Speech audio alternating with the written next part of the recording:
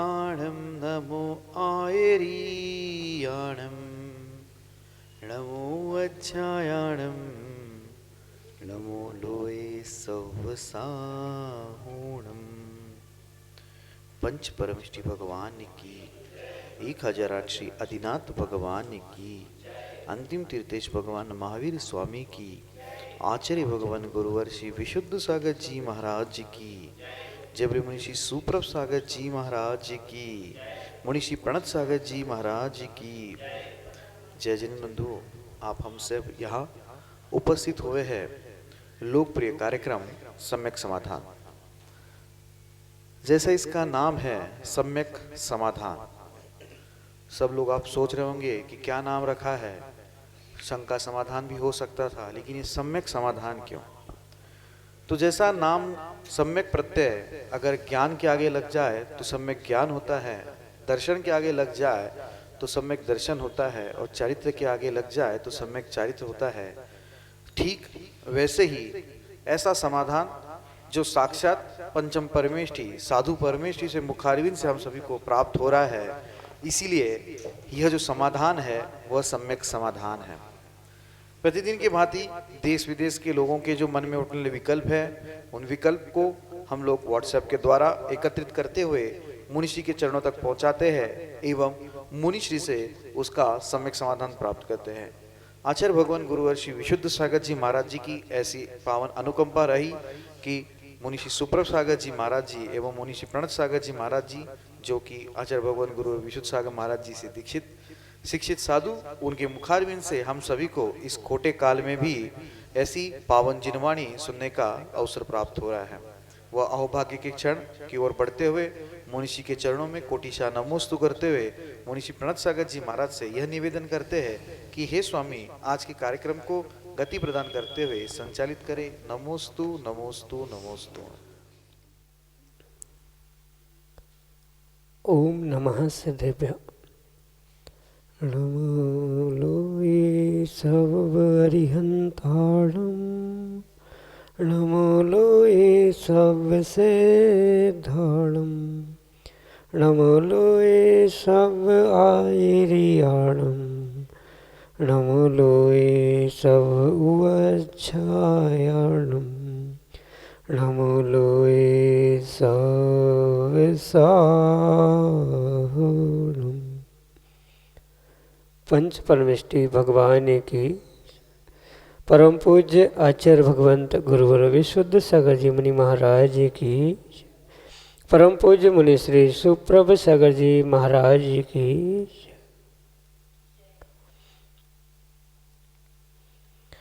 एक छोटा सा विकल्प हमारे आत्मा को अनंत संसार में भटकाने का कारण बनता है। क्यों? क्योंकि हमारे उस विकल्प में समीचीनता का अभाव था, और वही विकल्प यदि समीचीनता को प्राप्त हो जाए तो वही विकल्प आत्मा के अनंत सुख का साधन बन जाता है।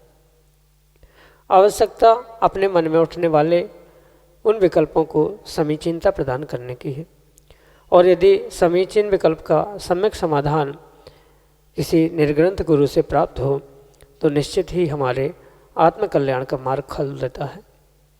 आत्मकल्याण के प्राप्ति का वह कार्यकारी उपाय समीचीन विकल्पों का सम्यक समाधान, जो कि हम सभी प्रतिदिन आगम के परिप्रेक्ष्य में परम पूज्य मुनि श्री सुप्रभ सागर जी महाराज के मुखारविंद से प्राप्त कर रहे हैं।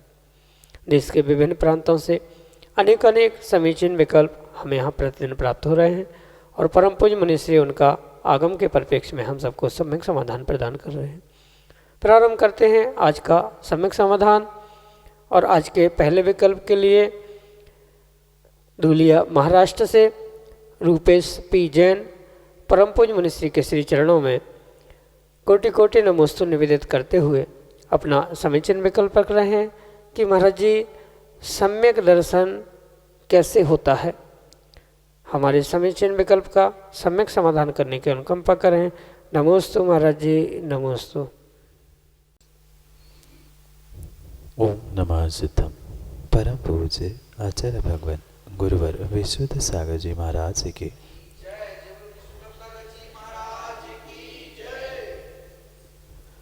सम्यक दर्शन जीव के अंतरंग श्रद्धा और विश्वास का परिणाम हुआ करता।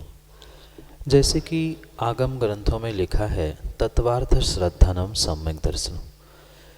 तत्वों पर जो श्रद्धान होता है, उन श्रद्धान विश्वास के निमित्त से ही वह सम्यक दर्शन की प्राप्ति होती। सम्यक दर्शन किसी भी प्रकार से कोई बहिरंग साधन नहीं है जो कि किसी दुकान, मंदिर, परमात्मा, गुरु आदि से प्राप्त हो। अपने भीतर के उस स्वरूप के साथ साथ सच्चे देवशास्त्र गुरु, सात तत्व जो कि प्रयोजन भूत है मोक्ष मार्ग के लिए, मोक्ष के लिए, ऐसे उन तत्वों पर जो विश्वास है, श्रद्धान है, उसके स्वरूप को समझने के साथ साथ वास्तव में उस श्रद्धान का ही पर्यायवाची नाम सम्यक दर्शन है। और वह किसी भी प्रकार से बाहर से प्रकट होने वाला नहीं है, अपितु बाहर के निमित्त भले ही उसलिए आवश्यक हो। जो सात तत्व है, जीव, पुद्गल, धर्म, अधर्म आदि द्रव्य हो, चाहे पुण्य पाप आदि जोड़कर पदार्थ हो, या सात आश्रवबंध आदि ये तत्व क्यों ना हो, ये कितने ही बहिरंग निमित्त बनते रहे, सच्चे देवशास्त्र गुरु निमित्त बनते रहे, पर सम्यक दर्शन जो प्राप्त होगा वह परिपूर्ण रूप से जीव के अंतरंग श्रद्धा गुण से ही प्रकट होगा। और ये श्रद्धा गुण एक प्रकार से ज्ञान गुण का ही परिणमन हुआ कर। जब जीव को किसी तत्व के प्रति, चाहे जीव तत्व हो या आश्रव, बंध, संवर, निर्जरा, मोक्ष, पुद्गल आदि कोई भी तत्व हो, उस तत्व का जैसे ही स्वरूप पता चलता है कि हाँ ये तत्व का स्वरूप ऐसा है, जीव द्रव्य, जीव तत्व ऐसा होता है, पुद्गल द्रव्य ऐसा होता है, पुद्गल तत्व ऐसा होता है, ये उसका स्वभाव और स्वरूप पता चलने के उपरांत जो उस तत्व का निर्णय हुआ करता है, और उस तत्व के निर्णय के उपरांत हाँ ये तत्व का निर्णय हुआ कि तत्व का स्वरूप ऐसा है, ऐसा ही है और ऐसा ही रहेगा। ये तत्व के निर्णय के उपरांत उस तत्व के प्रति, उसके स्वरूप के प्रति, उस स्वभाव के प्रति जो श्रद्धान है, विश्वास है, वह श्रद्धान और वह विश्वास ही परिपूर्ण रूप से आगम में सम्यक दर्शन को देने वाला या सम्यक दर्शन को प्राप्त कराने वाला निमित्त होता है। अन्य किसी भी प्रकार से जीव को सम्यक दर्शन की प्राप्ति नहीं हो सकती।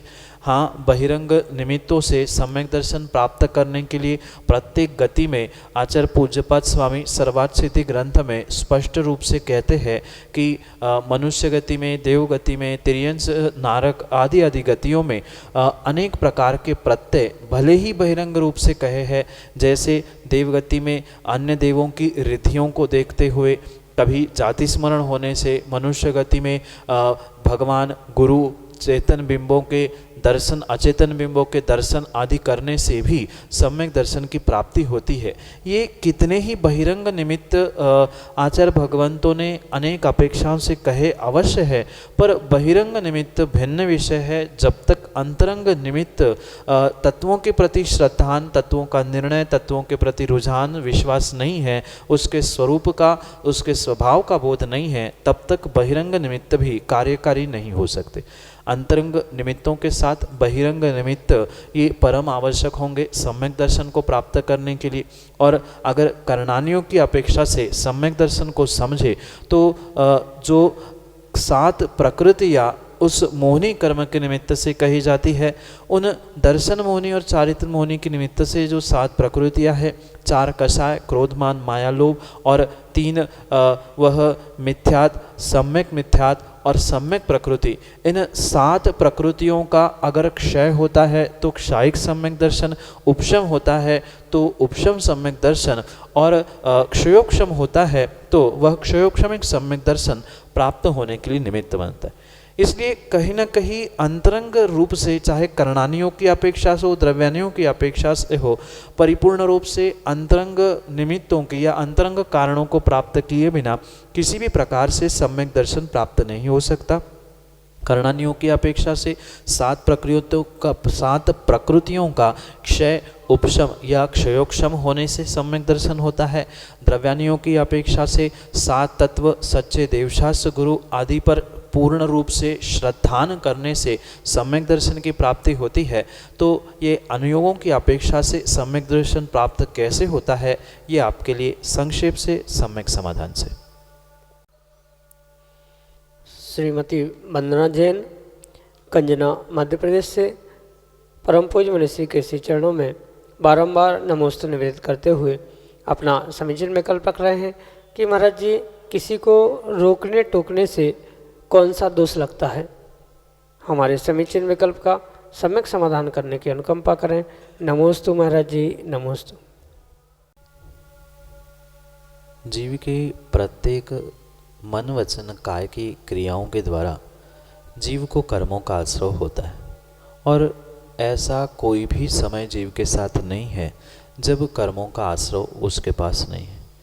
कहीं न कहीं मन, वचन और काय, इन तीनों क्रियाओं के द्वारा, तीनों योगों के द्वारा जीव प्रति समय कर्मों का आश्रय करता है, और जैसा जैसा मन, वचन, काय का परिणाम परिणति होती है, वैसा ही जीव को पुण्य पाप रूपी आश्रयबंध हुआ करता। अगर जीव किसी भी प्रकार से किसी शुभ कार्यों में, अच्छे कार्यों में रोक टोक करता है, विघ्न करता है, तो नियम से वह पाप रूपी कर्मों को और विशेष करके अंतराय कर्मों को प्राप्त करता है। क्योंकि आचार्य भगवंत इस विषय में कहते हैं विघ्न करणम मंत्रायस्य। जहाँ किसी भी शुभ कार्यों में विघ्न हुआ करता है, विघ्न किया जाता है, जैसे कि कोई विधान, पूजा, अभिषेक या कोई भी शुभ कार्य, पुण्य कार्य करते में जो भी रोक टोक की जा रही है, अभी नहीं करना, कुछ समय बाद कर लेना, कि ऐसा नहीं करो, वैसा करो, या किसी भी प्रकार की रोक टोक हो रही है, तो वह रोक टोक परिपूर्ण रूप से विघ्न के रूप में ही स्वीकार की जाती है, और विघ्न के रूप में स्वीकार होने से वह कहीं न कहीं अंतराय कर्मों को ही देने के लिए निमित्त हुआ करती। और ये भी अवश्य समझने की आवश्यकता है कि जीव प्रति समय 7 कर्मों का आश्रयबंध करता रहता है। इसलिए भले ही मुख्यतः जीव की रोक टोक के निमित्त से अंतराय कर्म की हो सकती है, पर अन्य भी कर्मों का आश्रय उस समय में गौण रूप से उस जीव को होता ही रहता। माना कि कोई व्यक्ति ज्ञान प्राप्त कर रहा है, अध्ययन कर रहा है, और उस अध्ययन करते समय उस अध्ययन करते क्रिया में उसको रोक टोक की गई, उसमें विघ्न किया गया, तो अंतराय कर्म के साथ साथ ज्ञानावरणी, दर्शनावरणी, इन दोनों कर्मों का भी युगपत आश्रय उन जीवों को होगा ही। साथ में ये भी समझने की आवश्यकता है कि अन्य किसी को अच्छे कार्य करते समय, यानी कि सुख का भोग कर रहा था कोई व्यक्ति, इंद्रिय सुख ही सही, पर उन इंद्रिय सुखों में भोग प्रवृत्ति चल रही थी और उसमें रोक टोक की, उसमें अगर अंतराय डाला है तो नियम से उसके लिए अंतराय कर्म के साथ साथ असाता वेदनी का भी आश्रय होगा। तो क्रिया किस कार्य के लिए वह प्रवृत्त हो रहा है, या कौन सी क्रिया कर रहा है जिसको रोका टोका जा रहा है या जिसमें विघ्न किए जा रहे हैं, उसके हिसाब से अन्य कर्मों की भी व्यवस्था वहाँ बनती है। पर मुख्यता की बात करें तो रोक टोक करने से विघ्न रूपी अंतराय कर्म का ही जीव को आश्रय होता है। ये आगम का, करणानियोग का प्रमाण देते हुए आपके लिए सम्यक समाधान। सुनील जैन सिंघई, मढ़ौरा, उत्तर प्रदेश से परम पूज्य मनीषी के श्री चरणों में बारंबार नमोस्तु निवेदित करते हुए अपना समीचीन विकल्प रख रहे हैं कि महाराज जी, चतुर्थ काल की कुछ विशेषताओं का वर्णन करने की कृपा करें। नमोस्तु महाराज जी, नमोस्तु। चौथे काल की अगर कोई सर्वश्रेष्ठ महत्ता या महती भूमिका है, तो चौथा ही काल ऐसा होता है जहाँ तीर्थंकरों का जन्म, तीर्थंकरों का निर्वाण आदि के निमित्त से पंच कल्याणक आदि को जीव प्राप्त करता है। इतना ही नहीं, अपितु उस काल में जन्मने वाले जो जीव होते हैं, लगभग सभी जीवों का जो सहनन होता है वह भी सहनन उत्कृष्ट हुआ कर। और उस चौथे काल के परिणमन की अपेक्षा से, यानी जो तीसरा काल होता है वहाँ पर जगन्य भोग भूमि, और तीसरे काल से जैसे ही चौथे काल का परिणमन प्रारंभ होता है वहाँ पर कर्म भूमि की व्यवस्थाएं हुआ करती, जो कि 14 कुलकर, उनके पुत्र आदि आदि की अपेक्षा से बहुत विस्तार से पुराण ग्रंथों में आचार्य भगवंत ने इसका खुलासा किया। पर सामान्य विशेषताएं अगर उस काल की समझे, जैसे उस काल का नाम है, बिल्कुल उस काल के नाम के अनुसार ही उस जीव का और वहाँ के जीवों का परिणमन हुआ करता है। क्योंकि पांचवा काल दुखमा है और छठवां दुखमा है, तो पांचवें काल में दुख और छठवें में उससे भी कई अधिक दुख देखने में मिलता है। पर वहाँ वह जो तीसरा चौथा काल है, सुखमा दुखमा और दुखमा सुखमा, वहाँ सुख के शक्त्यांश अधिक होने के निमित्त से वह काल का परिणमन विशेष रूप से समझने योग्य। भौगोलिक स्थिति हो, चाहे नैसर्गिक प्राकृतिक व्यवस्थाएं हो, आदि सब कुछ उसी काल में विशेषता से प्राप्त होते हुए देखने में आती। जो कि कल्पवृक्ष आदि की व्यवस्था तीसरे काल में होती है, वह मात्र चौथे काल के परिणमन के निमित्त से बदलते हुए वहाँ कर्म भूमि की व्यवस्था बनने से, जैसे आदिनाथ भगवान के निमित्त से वर्तमान 24 में आपने सुना होगा, असी मसी कृषि आदि षड कर्मों का उन्होंने उपदेश देते हुए मार्गदर्शन किया। क्रम से जो 14 कुलकरों की संख्या इस काल में बताई जाती है, वह कुलकर ही कुलों की, परंपराओं की अनेक व्यवस्थाओं को बनाते रहते हैं। क्योंकि पहले भोग भूमि थी और अब कर्म भूमि की व्यवस्था में कैसे कर्म किया जाना चाहिए, क्या व्यवस्थाएं होती है आदि सब कुछ विस्तार से आगम में आचार ग्रंथों ने वर्णित किया। और विशेष रूप से उन कुलकरों की उत्पत्ति, उन्होंने कौन से कुलकर ने क्या व्यवस्था बताई, कैसे कैसे कर्म भूमि का विकास होता गया, इसके विषय में पद्म पुराण, आदि पुराण, इन ग्रंथों में आचार्य भगवान ने बहुत विस्तार से इसका वर्णन किया। विशेष करके आदि पुराण ग्रंथ में जब इस चौथे काल के निमित्त से जो परिणमन हुए हैं और उनकी जो विशेषता है, नैसर्गिक रूप से, प्राकृतिक रूप से, जीवों की ऊंचाई, सहनन आदि के निमित्त से बहुत विस्तार से आचार्य जिनसेन स्वामी ने उस आदि पुराण ग्रंथ में वर्णित की है। वहाँ से आप विशेष उसकी महत्ता समझ सकते। पर सामान्य रूप से उत्तम सहनन, धर्म की उत्कृष्टता, परस्पर में सौहार्दता, प्रेम, वात्सल्य आदि रूप वह चौथे काल का परिणमन होता है। और साक्षात तीर्थंकर के पंच कल्याणक इस कर्म भूमि में देखने का सौभाग्य प्राप्त होता है। वहाँ के जीव सहनन आदि के निमित्त से विशेष पुण्यात्मा हुआ करते हैं, क्योंकि तीर्थंकर भगवान का सामने अस्तित्व है। साथ में अवधि मन परे ज्ञानी भगवान भी दिखते हैं, मुनिराज भी मिलते हैं, केवली भगवान, श्रुत केवली भगवान आदि का भी विचरण सर्वत्र देखने में आता है। उसके अलावा घरों की, महलों की और भी भौगोलिक व्यवस्थाएं हो, प्राकृतिक व्यवस्थाएं हो, ये इतनी सुखकारी होती है कि जिसका वर्णन लगभग सभी पुराण ग्रंथों के प्राथमिक पर्वों में किया गया है। अगर विस्तार से इसके विषय में और भी कुछ विशेषताओं को समझना है तो आपको आदि पुराण, पद्म पुराण जैसे महान ग्रंथों को समझने का, पढ़ने का पुरुषार्थ करने की आवश्यकता है। वहाँ से और विशेषताएं प्राप्त होगी। पर सामान्य रूप से उन पुण्यात्मा जीवों के निमित्त से पुण्य भूमि, पुण्य द्रव्य, क्षेत्र, काल, भाव आदि का परिणमन जो होता है, वह संक्षेप से आपके लिए सम्यक समाधान से। अगले समीचीन विकल्प के लिए रोहित जैन, पुणे, महाराष्ट्र से परम पूज्य मनीश्री के श्री चरणों में बारंबार नमस्ते निवेदित करते हुए अपना समीचीन विकल्प रख रहे हैं कि महाराज जी, मेरी 1 साल पहले शादी हुई, पर मेरी पत्नी मेरे माता पिता के साथ नहीं रहना चाहती। उसको लगता है कि मैं और मेरे घर वाले कंजूस हैं, जबकि वो बहुत फालतू खर्च करती है और चाहती है कि सब उसके हिसाब से रहे और हम उसको कुछ बोलते भी नहीं हैं। छुट्टी के दिनों में वो शुद्धि नहीं मानना चाहती एवं उन दिनों में भी वह बाहर घूमकर बाहर का खाना चाहती है। वह अपने मायके चली गई है। वह जॉब भी करती है। कहती है कि मैं किसी पर निर्भर नहीं हूँ और अगर माँ बाप से अलग रहो एवं 16 न मानो तो घर वापस आऊँगी, नहीं तो डिवोर्स लूँगी। तो ऐसी स्थिति में घर वालों को छोड़कर उसके साथ रिश्ता बचाया जाए या माँ बाप के साथ रहें।